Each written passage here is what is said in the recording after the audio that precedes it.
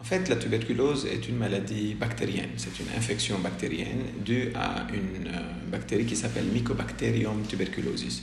C'est une bactérie qui est différente des autres bactéries parce que son métabolisme est lent et sa multiplication est lente. Elle se multiplie une fois par jour. C'est pour cela que, en fait, conséquemment, le traitement est une seule fois par jour. Elle se transmet surtout par les gouttelettes de salive et par l'aérosol. Elle va dans les poumons, elle se multiplie et puis elle peut faire la maladie, donc la primo-infection tuberculeuse, comme parfois elle ne fait pas de maladie. Elle s'intègre dans le corps, l'immunité du corps agit contre elle et la cerne et puis les gens restent asymptomatiques. En fait, comme on a dit, la plupart ont des symptômes respiratoires. Donc une toux avec des crachats plutôt sanguinolents, une dyspnée, c'est-à-dire une difficulté à respirer. Il y a des syndromes généraux. Les syndromes généraux sont la fatigue, la perte de poids, les sueurs nocturnes importantes, la fièvre sûrement.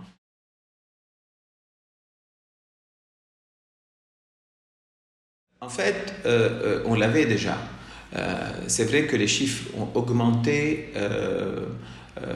au Moyen-Orient, au Liban surtout, dans les territoires palestiniens. C'est à cause du manque de suivi, l'arrêt des traitements, la promiscuité, le déplacement des gens.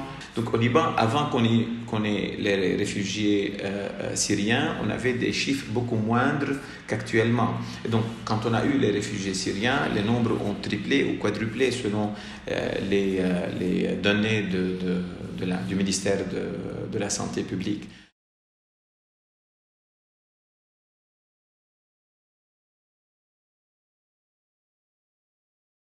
Pour traiter une bactérie, il y a plusieurs principes.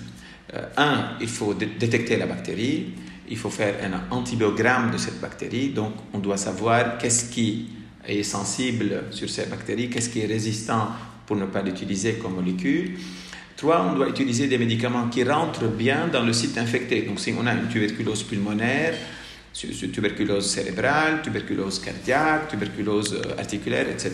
Au Liban, ceci est jusqu'à maintenant très bien pris en charge.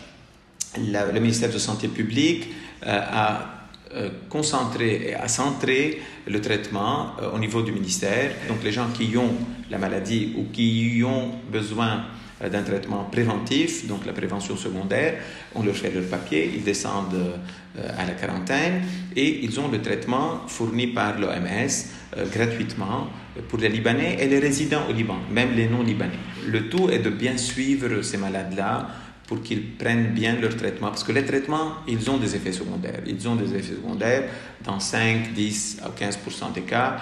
Parfois des troubles des examens de sang, surtout du foie. Parfois un acide urique qui s'élève un tout petit peu, des nausées, l'urine qui sous couleur en rouge à cause de la rifadine. Et il faut dire ceci aux patients pour ne pas qu'ils aient une panique et qu'ils arrêtent les médicaments.